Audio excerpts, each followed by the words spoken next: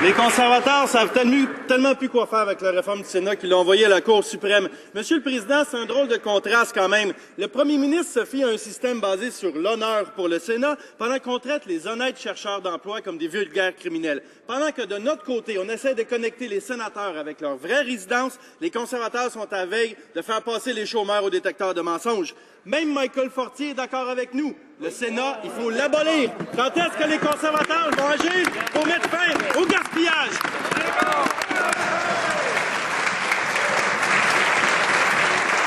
Alors, le secrétaire parlementaire du ministre des Transports. Monsieur le Président, je crois que le ministre du Patrimoine a déjà répondu à la question.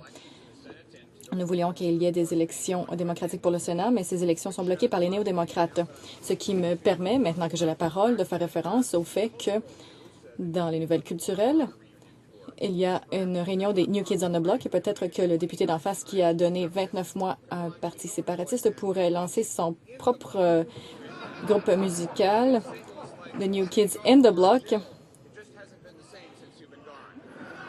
pour parler du bloc en disant, par exemple, Gilles, ce n'est tout simplement plus la même chose depuis que vous n'êtes plus là.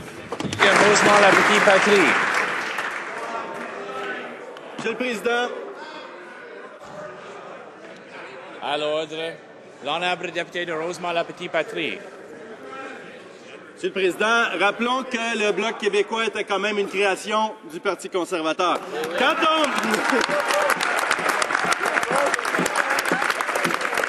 on se fie sur un système d'honneur avec les conservateurs, ça donne des nominations comme Arthur Porter. Les policiers ont des preuves que des millions de dollars destinés à l'hôpital ont été détournés à certains individus. Et M. Porter, le Dr Porter, était un rouage de ce système de corruption. Ça se passait en même temps que Porter supervisait les activités de renseignement au pays, gracieuseté des conservateurs. Ça se passait en même temps qu'ils signaient des chèques au Parti conservateur. C'est eux qui l'ont nommé, même après enquête. Qu'est-ce qu'ils ont fait pour avoir un bandit de grand chemin qui supervise les renseignements au pays?